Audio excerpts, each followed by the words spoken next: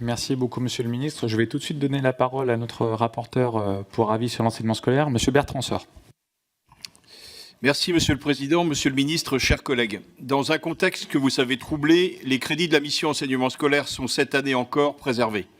Avec 89,6 milliards d'euros d'autorisation d'engagement en incluant la contribution au compte d'affectation spéciale pension, elle bénéficierait d'une augmentation de 970 millions d'euros rapport à la loi de finances initiale pour 2025. En crédit de paiement, la hausse atteindrait 1 milliard d'euros. Dans les deux cas, le niveau d'augmentation, autour de 1,1%, serait proche de l'inflation attendue, estimée, elle, à 1,3%.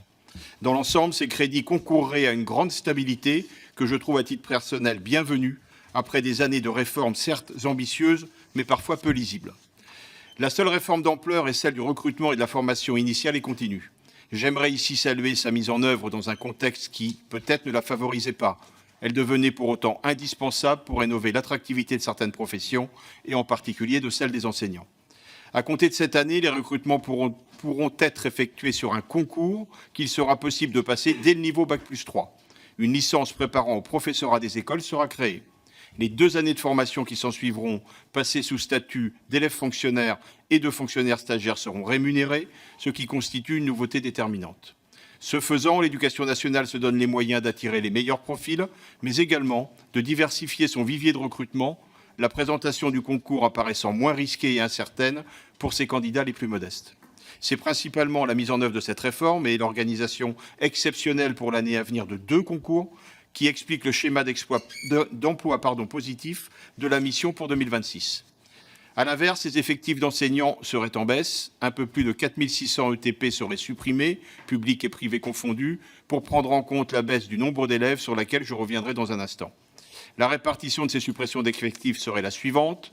Environ 2240 postes supprimés dans le premier degré, 1565 dans le second degré public et 810 dans l'enseignement privé sous contrat. Cette baisse des effectifs ne touche en revanche pas le personnel de santé scolaire, qui devrait bénéficier de 300 ETP supplémentaires, ce qu'on ne peut que saluer compte tenu du déficit en la matière. Pour le reste, le budget de la mission enseignement scolaire pour 2026 me semble permettre d'assurer la poursuite de l'essentiel des chantiers engagés dans la période précédente. Garantir l'acquisition par tous des savoirs fondamentaux, lutter contre les inégalités de toutes sortes et garantir l'inclusion de tous les élèves. Cela passe notamment par des investissements et des créations de postes ciblés sur ces priorités. Les moyens dévolus à l'école inclusive continueraient par exemple d'augmenter, accompagnant la hausse du nombre d'élèves en situation de handicap scolarisés. Ainsi, 1200 nouveaux emplois de ESH sont prévus en 2026, faisant suite au recrutement de 2000 ETP cette année. 300 postes supplémentaires devraient également renforcer les unités localisées pour l'inclusion scolaire. Mais l'école inclusive ne saurait reposer que sur l'adjonction de moyens supplémentaires sans considération de leur usage. C'est en ce sens que seront déployés 500 nouveaux pôles d'appui à la scolarité qui doivent permettre un accompagnement plus fin des élèves en situation de handicap et une plus grande complémentarité entre les différentes aides qui peuvent leur être fournies en milieu scolaire. La lutte contre les différentes assignations sociales ou territoriales est, comme l'année dernière, poursuivie et même accentuée. Le ministère met en avant 500 postes en soutien au public fragile. À titre d'exemple, l'accueil dès 2 ans dans les quartiers prioritaires de la ville se poursuit avec l'ouverture en 2026 de 100 nouvelles classes de toute petite section. Les territoires éducatifs ruraux et les contrats locaux d'accompagnement, dispositifs qui font progressivement la preuve de leur utilité, seraient renforcés. Au-delà de ces quelques priorités, j'aimerais souligner l'importance de l'enseignement agricole, qui doit rester dans nos esprits dans un contexte de renouvellement extrêmement fort des générations au sein des exploitations. L'augmentation du nombre d'apprenants qui y sont inscrits est un facteur d'optimisme. Nous devrons nous assurer que des moyens appropriés l'accompagnent. Autre priorité des ministères qui se sont succédés ces dernières années, le contrôle des établissements privés sous contrat, qui poursuit son renforcement, à la suite des dysfonctionnements mis en lumière par les travaux d'enquête de notre commission au premier semestre de cette année. Cela supposera, ici aussi, que les moyens suivent. D'autres enjeux mériteraient que nous débattions dans une logique de réflexion sur ce que devrait être l'école de demain. Je pense tout particulièrement au collège, qui est un niveau si important pour les élèves. Comment leur garantir un accompagnement adapté à ce moment particulier de leur scolarité et de leur vie qu'est l'adolescence? La piste d'une individualisation des parcours avec des options et une véritable liberté laissée aux établissements et aux élèves, me semblerait pertinente. Enfin, la place des nouvelles technologies, si elle est aussi assez indépendante de nos réflexions budgétaires du jour, doit être gardée à l'esprit tant elle peut et va bouleverser, positivement ou pas, tous les aspects de l'apprentissage et de la vie dans les établissements. En complément de mon analyse des crédits de la mission enseignement scolaire, j'ai souhaité me pencher plus spécifiquement sur le bilan du dédoublement des classes et du plafonnement de leurs effectifs, qui est un levier majeur de la lutte contre les inégalités et plus généralement de réussite pour les élèves. Entrepris à compter de 2017 pour les classes de CP, CE1, puis de grandes sections de maternelle des réseaux d'éducation prioritaire REP et REP+, le dédoublement constitue un effort significatif au bénéfice des élèves les plus défavorisés. Dans le même temps, les autres élèves des mêmes niveaux ont vu leur effectif de classe plafonné à 24 élèves, une mesure également salutaire mais qui n'a pas exigé le même investissement.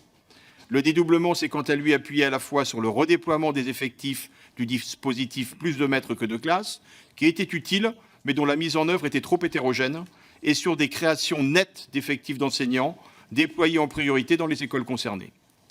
Le dédoublement des classes a donc constitué et continue de représenter chaque année un investissement substantiel estimé à 800 millions d'euros par an. Il est en revanche faux de dire, comme on l'entend parfois, qu'il aurait dépouillé les zones rurales pour habiller les quartiers prioritaires de la ville. Le taux d'encadrement s'est amélioré partout depuis 2017. Le dédoublement n'a pas davantage affecté la capacité à remplacer efficacement les enseignants absents. Au terme de mon travail, il m'est apparu que les effets du dédoublement sur l'apprentissage étaient tangibles, en particulier pour les élèves les plus défavorisés, l'amélioration des résultats étant plus prononcée en REP+. En revanche, la question de la persistance dans le temps de cette amélioration se pose. Et pour de nombreux élèves, le retour dans des classes non dédoublées peut entraîner des difficultés auxquelles nous devons être attentifs. Au-delà des résultats scolaires, le dédoublement a surtout assaini le climat scolaire et drastiquement amélioré les conditions de travail des enseignants, ce qui ne peut que participer du regain d'activité et d'attractivité de ce métier. Le dédoublement est donc une mesure salutaire. Il ne semble ni réaliste ni souhaitable de revenir dessus aujourd'hui. Mon travail identifie pourtant des pistes d'amélioration. Le dédoublement repose sur une carte de l'éducation prioritaire dont tout le monde s'accorde à dire qu'elle est dépassée, mais que le contexte politique ne devrait pas permettre de réformer à court terme. Je considère donc que donner de plus grandes marges de manœuvre aux recteurs pour adapter le dédoublement aux réalités de chaque établissement serait une mesure pertinente. Vous le verrez, mon travail évoque aussi le plafonnement de l'effectif des classes de même niveau à 24 élèves, qui est en passe d'être achevé partout, sauf exception locale le justifiant. L'atteinte de cet objectif n'a pas exigé de création de postes, mais de simples redéploiements au sein des académies et des établissements. Elle a donc surtout reposé sur la baisse du nombre d'élèves, sur laquelle je souhaiterais revenir. Le ministère de l'Éducation nationale justifie la baisse des effectifs enseignants par celle du nombre d'élèves. Vous vous souvenez peut-être que j'avais, l'an dernier, soutenu un amendement ayant pour objet d'annuler la réduction de postes prévue par le projet de loi de finances. Si je ne l'ai pas fait cette année, ce n'est pas uniquement parce que la situation budgétaire s'est considérablement dégradée depuis, bien que cet élément doive être pris en compte, mais également du fait de l'accélération de la baisse du nombre d'élèves qui est appelé à durer. Sans reprendre trop longuement les chiffres que M. le ministre vous a mieux présentés que je ne le ferai, notre système scolaire compterait entre 2019 et 2029 1 million d'élèves en moins. Cette dynamique négative qui frappe désormais le premier comme le second degré est appelée malheureusement à durer. Il y a eu 663 000 naissances en France en 2024, contre 832 800 en 2010, soit une baisse de plus d'un cinquième qui se répercutera forcément sur le nombre d'écoliers, de collégiens et de lycéens. Ces dernières années, le maintien du nombre de membres du personnel a permis d'améliorer un taux d'encadrement qui a longtemps été moins avantageux en France que dans les autres pays développés. Depuis 2017, le nombre de postes pour 100 élèves a augmenté de plus de 10%. Le nombre d'élèves par classe a déjà amorcé une baisse importante dans le premier degré. Depuis 2015, il a diminué de 5,6% en REP+, de 5,7% en REP et de 1,7% dans le réseau public hors éducation prioritaire.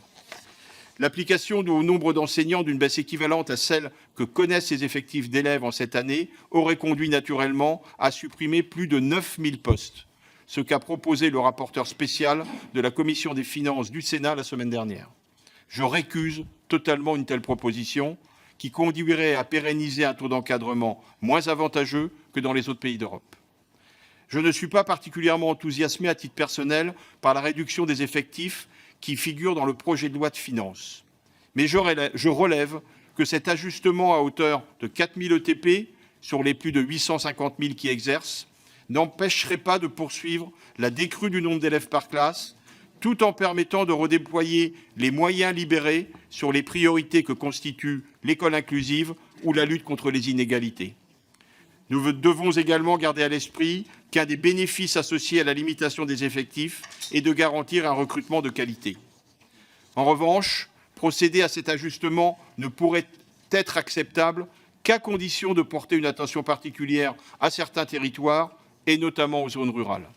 Les fermetures de classes et d'écoles, qui tiennent avant tout au nombre insuffisant d'élèves dans certaines d'entre elles, doivent, autant que possible, être planifiées lorsqu'elles sont inévitables.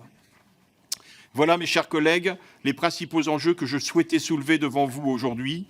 Et sous réserve des amendements qui seraient adoptés, j'émettrai un avis favorable au crédit de la mission enseignement scolaire du projet de loi de finances pour 2026. Je vous remercie.